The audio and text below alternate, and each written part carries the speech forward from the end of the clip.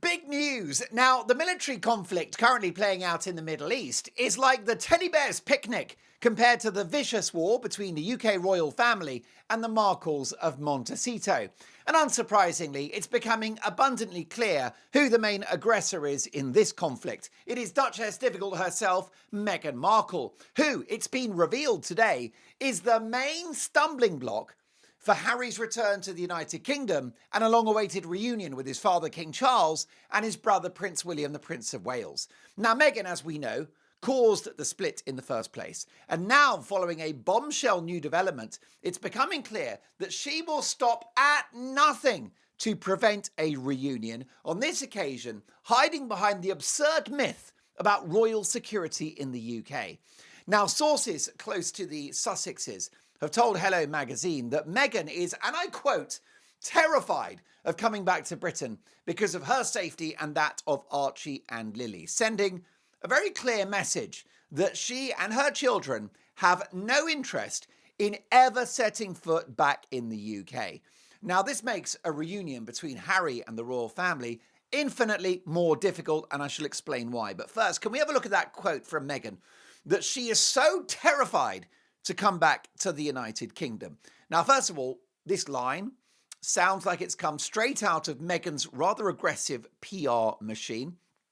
This is clearly a story that's been gifted to Hello magazine from Montecito Manor, because the bottom line is that any messaging like that that supports the idea of Meghan and Harry staying in California, perpetuating the status quo, is bound to come from Team Sussex, not Team Wales.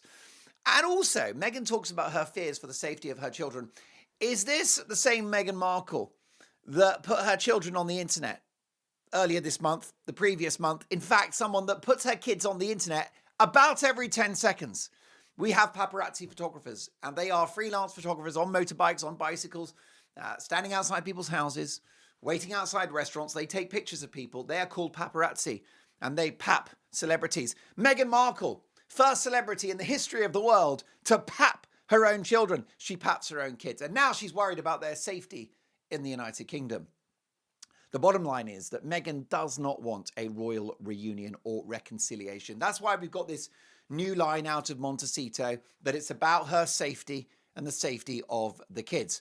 She doesn't want a reunion. She doesn't want a reconciliation because she engineered the split and will not countenance a royal comeback for Harry. Because the problem is, if Harry starts to rebuild his relationship with King Charles and with Prince William and with the British people and the royal establishment, well, then she loses control. Because that's what Meghan has done ever since 2018 when they married. She has sunk her nails into him. She hasn't let go. If you want to control someone, what you do is you separate them from their own family. You separate them from their friends. You separate them from their familiar geography. Those are all things that Meghan did between 2017 and 2020 when Megxit finally happened. She took Harry, lock, stock and barrel, and dragged him over to North America.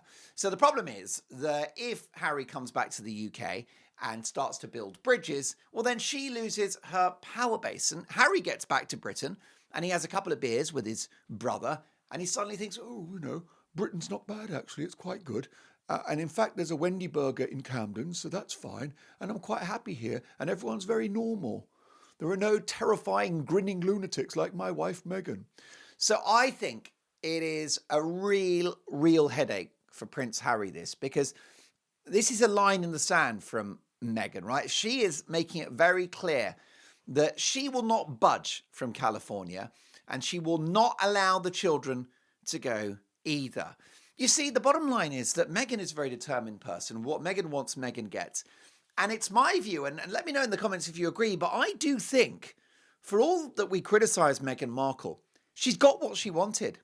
She's got a few $1 million in the bank. She's got global fame, unfortunately, or infamy, if you like. Infamy! Infamy! They've all got it, infamy! She got the money. She got the fame. She's got a $20 million house with 16 bathrooms. She's got a famous husband. She's got that connection with royal pedigree. She's Duchess now. Didn't you know? I'm not Meghan Markle anymore. I'm Meghan Sussex! So she's got all of that. And she's building her little business empire. She's got her social media footprint. Meghan has won. She has walked away with the spoils. She is wearing the green blazer, folks. She's holding up the cup. She's on that podium on the highest spot. Yes, she hasn't earned it.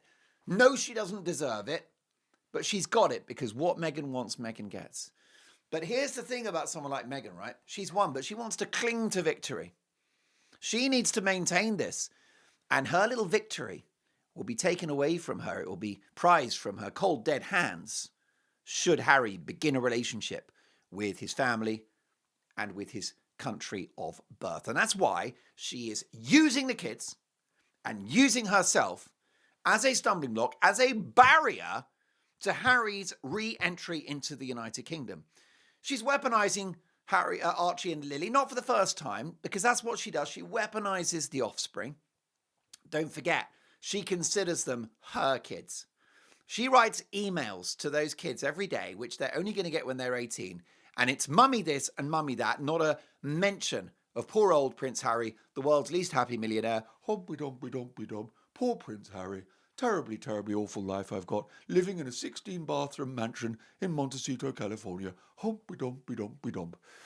So Meghan will always leverage. Now she's leveraging Archie and Lily for money and for clicks by deciding to plaster them all over the internet, which is why this idea that they would be unsafe in Britain is absolutely absurd. This is a woman that takes her children beekeeping, okay? She exposes Lily to a swarm of angry hornets on a regular basis, but she's worried about safety in Britain. She takes them to Mexico. Now, we've got loads of viewers in Mexico. It's a beautiful country, but I think you'll agree there's crime there. There's kidnappings. There is drug cartels.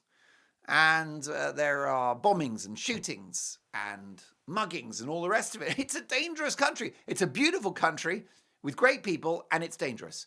And they go there all the time. They love a bit of Mexico, okay?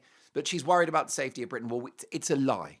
It is a lie. And are you telling me that King Charles, who leads the United Kingdom and the Commonwealth, are you telling me that he would allow his grandchildren to face any danger whatsoever when they're in the UK? Do me a favour. Are you seriously telling me that Charles would allow any harm upon Archie and Lily? Of course not. They are his grandchildren. He's a man of deep principle and honour. He's got a big heart as well. In fact, Charles is too nice, which is why Harry is so spoiled and so entitled, okay? So there's no way. If those kids came to the UK, they'd be perfectly safe. There would be a ring of steel around the royal grandchildren. Of course there would. They're not going to be sitting on a bus next to some guy with a huge, we got this now in London, I'm afraid. People just going around with machetes. I'm afraid it's getting a little lawless in the capital. It is crumbling before our very eyes, which breaks my heart to see. But it is an increasingly dangerous city. Did you know that if you buy a Rolex now in London, in the Rolex store, Rolex will give you a used carrier bag with which to take the watch out of the shop, because then it doesn't look like you've just come out with a Rolex in a bag, because people are being basically watched when they go into a Rolex store and then followed when they leave it. Welcome to broken Britain. So, yes, that is a concern. But the bottom line is that it's from the Meghan playbook. She's going on strike.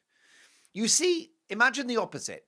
If Meghan took the view that Britain is Harry's birthplace, and that therefore, as his wife, she should support that and celebrate that, and she should want the kids, Archie and Lily, to see Britain, because they should. I mean, it's a half of their history, and it's half of their legacy, isn't it?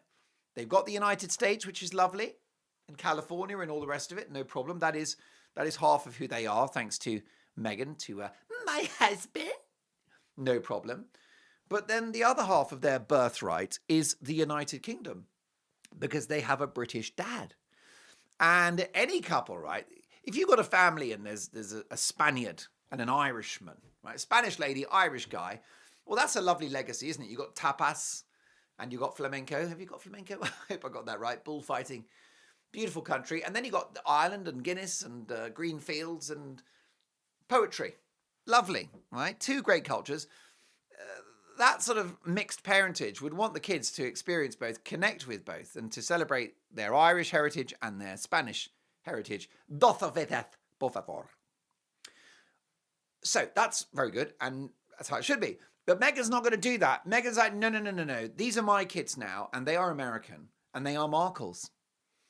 It is Archie Markle and Lily Markle. Don't worry about Mountbatten, Windsor, and Sussex and all of that stuff. Those kids are Markles. I'm telling you that for sure. And you can see that because she's using Archie and Lily to place a major barrier between Harry and his own family. And it breaks my heart because time is running out, because King Charles, I should say. King Charles is, not in the best of health. He's not a young man, and he's battling cancer. So those bridges need to be built as quickly as possible. But this new development of Meghan saying, I'm not going and the kids ain't going, with this pathetic excuse of royal security, is a huge problem for Harry. It's a massive problem. Because, of course, the other thing that would happen is that if she allowed the kids to come to the United Kingdom, those children would discover the British part of the family are much nicer than the American side. Because the American side, you've got Doria, who I find a cold fish. And I didn't like what I read about her in Tom Bower's brilliant biography of the couple. Apparently, she's a fan of the jazz cigarettes. She likes the mind-altering substances, apparently, allegedly. She used to enjoy the reefers, as they say. And apparently quite an exotic taste in the opposite sex as well, whilst married to Thomas Markle. How could she? So, I don't think, that's it then, isn't it? And then all you've got is some of Meghan's fawning Hollywood friends. So that's a pretty weak social network. Meanwhile, Archie and Lily come to the United Kingdom. They get to play hide and go seek in Buckingham Palace. I mean, is there a better place in the world to play hide and go seek than Buckingham Palace? A world of rooms and cubby holes and basements and attics. I mean, it is literally Disneyland for people that enjoy hide and go seek. Then there's Clarence House, Sandringham, you name it. Balmoral. Those kids, it breaks my heart. Archie and Lily should be in Balmoral every summer with their uncles and aunties and grandparents and cousins. But Meghan is so happy to forego that on their behalf in order to keep this barrier between the H-bomb, Harry, my husband, and his own family. So she won't allow that. She won't allow the reunion. She's using the kids for that. And the reason why is because if Charles and William are back in his life, it breaks the spell. Harry realises that actually they're not these terrible monsters that he said they were in Spare, that they're caring, that they're charming, that they're sweet, they're adorable. And Archie and Lily would love Britain. They'd have a great time. They'd love the culture. They'd love the atmosphere. They'd love connecting with their cousins. Like I said, they'd love the royal properties. They would have a great, great time. They might not want to come back. Lily would be like, Mummy, I'd like to stay in England, please. I want to be English now. And Lily's like, Mummy, I want to stay in England too, because I think it's really cute here. People talk funny and it's just nice. The food's not great. The weather's terrible. But it's just really cool to hang out with the king, rather than George Clooney, who's so boring, banging on about his latest project and he had to put on weight for the part and went to a personal trainer and grew a beard. Do me a favor. Do me a favor, Mummy. I'd like to stay in England. So that's it. That's why Meghan can't let it happen, because she must have control. And the first thing that you control is someone's geography of where they actually are. Here's the other nightmare for Meghan. Harry becomes friends with Catherine. Ha ha! He rekindles his friendship with Catherine, who he always liked. They got on very well, and he always approved of her as a future sister-in-law. Meghan she would literally rather scoop her left eyeball out than witness Harry being nice to Princess Catherine. The other issue is that if Harry started a relationship with the royal family and started to come back regularly and bringing the kids with him, then that would make him more independent and it would separate him from the Sussex brand. because this was a merger, right? Harry and Meghan became a merger. But quite often when companies merge, it's not really a merger, it's a takeover. Harry didn't realize that. He thought he was in a merger, and it was a takeover, because it was a merger in which one side swallowed the other, and Meghan gobbled up Harry. So the problem you've got is that if he starts building a life in Britain, that's like a demerger. He becomes independent. And of course, that's the thing, by the way. Meghan saying that she'll never come back because of her safety, that's fine. No one cares. We don't want to see Meghan here in the United Kingdom. There's no appetite to see Meghan Markle ever again, right? We won't lose a wink of sleep over that. In fact, it's quite a blessing. I'd like to thank my American viewers and listeners for dealing with that woman on a daily basis and accommodating her so generously, as the Americans do. They're very hospitable, as the Mark Dolan Show is going to find out very shortly, because the Mark Dolan Show is coming to the United States in literally a matter of days. What is it now? Today is, I tell you, no lie, it's Monday, Tuesday, Wednesday, Thursday, Friday. In 4 days' time, the Mark Dolan Show from the United States, starting in New York City. This is not a drill. Daily videos, cannot wait. But it wouldn't matter if Meghan never went again. That's not the big stumbling block. Yes, it would help if she was willing to come. But it's the fact that she won't let the kids go. That is a big aspect of her scorched earth policy. Archie and Lily, that is where her power comes from. And if she doesn't let them go to the UK, then a complete reunion between Harry and his family is essentially impossible. And I'll be honest, even post-divorce, when they get married, she won't want him to reunite with the family, because she wants a legacy, right? She wants to make sure that the family stays split, because she's all about splitting people up. She's all about ghosting people, cutting people out of her life. And she wants to make sure that that is a permanent job. She doesn't want a divorce to happen and then for Harry to zoom back to Britain into the arms of his father and his brother. And she certainly doesn't want the kids going over there. That's the other thing, by the way. If Harry and Meghan divorce, and frankly, when they divorce, Mark Dolan Show has placed the couple on 24/7 divorce watch, she'll maintain that Britain is not safe for Archie and Lily. So if they divorce in 5 years' time, well, what's Archie going to be 11 at that point? And Lily will be 9. So they divorce in 5 years' time. That's a reasonable timeline. That's a predictable timeline, possibly sooner. Well, she's not going to let Harry take the kids to England, because apparently it's far too dangerous, unlike Mexico, which is a haven of peace and civility. Make it make sense. So she will not let the kids go to Britain, which means Harry is stuck in America. So even if they divorce, he's not a free man. It will actually be the forever marriage, because when they divorce, Meghan remains Duchess. Did you know that? I'm afraid so. Unless King Charles gets rid of their Duke and Duchess titles, which would have to be an act of Parliament. If those titles stay, when Meghan Markle and Harry split, which they will, she becomes or remains the Duchess of Sussex. I hate to tell you, but that's likely what's going to happen. So the poor guy is stuck in America, he's stuck in California, because he wants to be near the kids who she won't allow to go to Britain. So you could argue that this line out of Montecito today about how Britain's too dangerous for the kids, really, that's sowing the seeds for the future, right? That is in anticipation of the divorce. Because Meghan is on a war footing. She's getting ready for the split. That's why she's doing the Instagram, so that she's got a massive social media footprint for when she's out of that marriage. That's why she started the little company, the As Ever and all of that. That's why she's doing the Netflix TV series, and a lot more plans to come. Everything that Meghan does now is about life after the marriage. Don't take my word for it. What about that interview, that podcast interview, in which she was asked, are you going to write a book? And she said, oh, eventually. Never say never. Well, that wasn't an announcement. That was a threat. That was about Meghan, My Story, the Meghan book, which it's my prediction, the prediction of the Mark Dolan Show, will be sold for $100 million.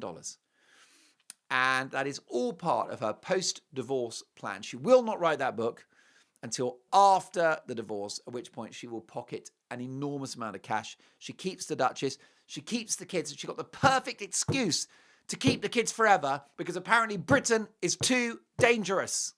So Harry's stuck. A divorce will mean nothing. It will be a divorce in name only.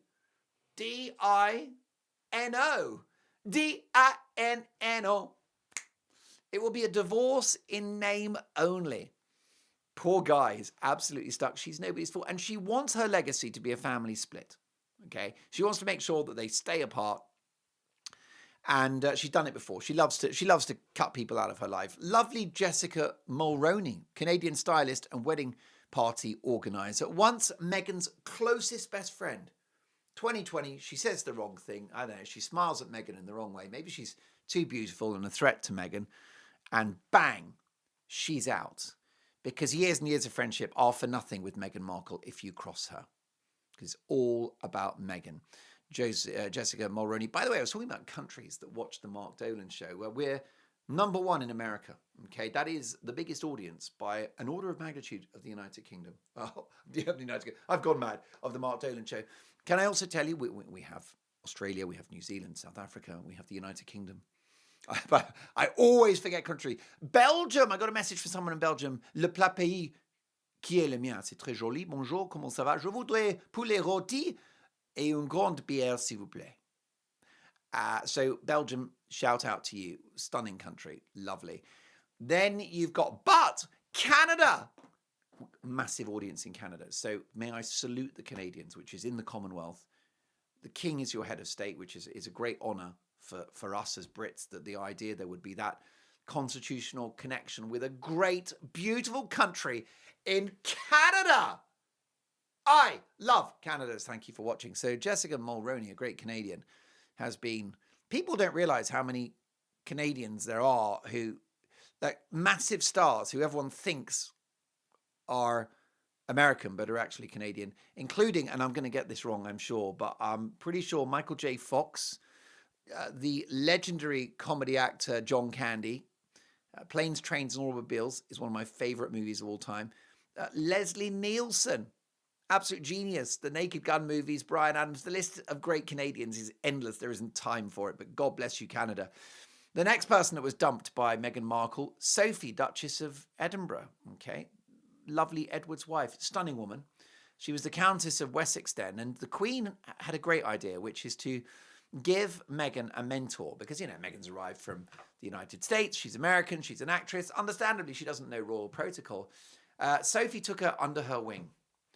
And that was it. She gave her a lot of advice. And apparently there was one particular occasion where they just spoke for hours and hours and hours, with Sophie telling her about how to curtsy and when you stand up, when you don't, what you call people. And also, apparently, Sophie told her, you know, which characters are tricky, you know, who to avoid, who not to avoid. And because being around the royals, you're stepping on eggshells, of course you are. You're dealing with big personalities and big egos.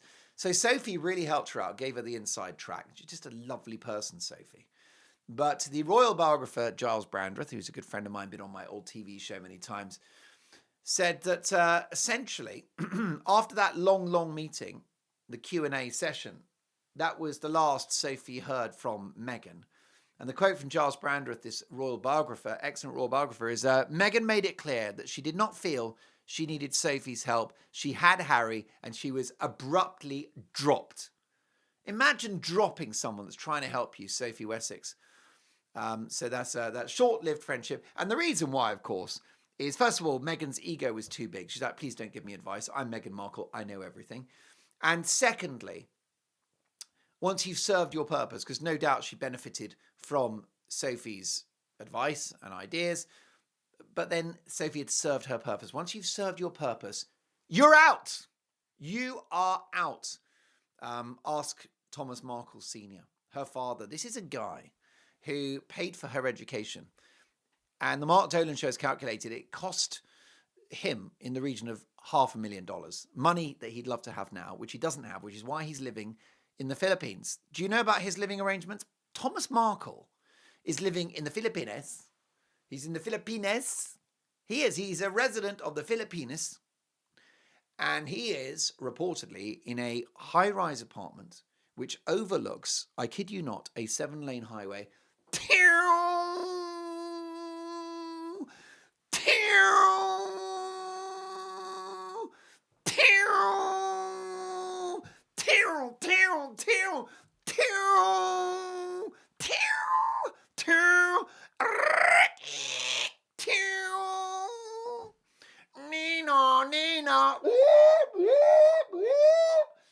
poor guy barely gets a wink of sleep.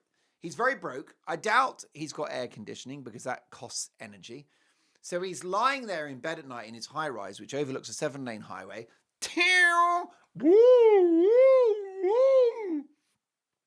Sweating his knackers off, kept awake by the loud noises and environmentally unfriendly Philippine cars trundling along the 7-lane highway. The poor man having huffed and puffed up the staircase, because very often the elevators in these buildings don't work, they're kaputt, sie sind en panne, sie funktionieren nicht mehr. Viel Glück. Du bist ganz alleine jetzt. Auf die Treppe, schnell.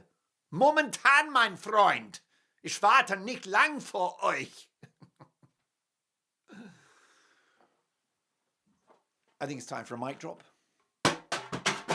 Only for my extraordinarily accurate German grammar. Right, so I think eventually we should do bilingual. We should do the show in 2 languages. I think it's a matter of time. We'll do a French version.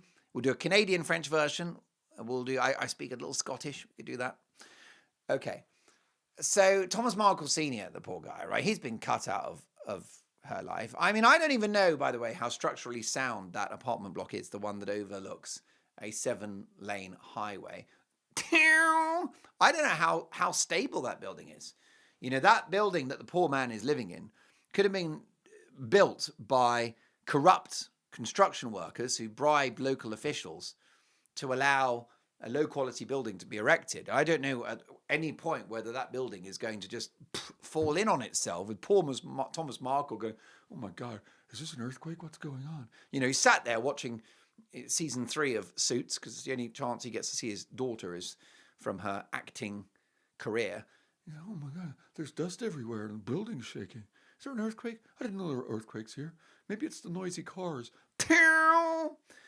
And it'll be a shoddy construction. He shouldn't be living like that. The guy should be in a granny flat at the end of the garden in their Montecito mansion. Let me know in the comments. Do you not think Meghan should take Thomas Markle in? He should be living in their home, is where he should be living, because he's 80 and he's not in a good health. And he loves California. It's where he lived. It's where he raised his daughter. It's where he had his great career as a lighting director. Get the guy in. Here's an idea. Would it be too much for Meghan to employ her father, Thomas Markle, as the lighting director on her Netflix show? Is that too much to ask? This guy is one of the most experienced lighting directors in the world. And he did the lighting for General Hospital, which is a compelling soap opera in the United States, set in a hospital, clues in the name. And a couple of others as well, a couple of other big soaps and dramas and all the rest of it. He knows his onions about lighting. Why can't he do the lighting on With Love, Meghan? And that would be time for Meghan to be with her father.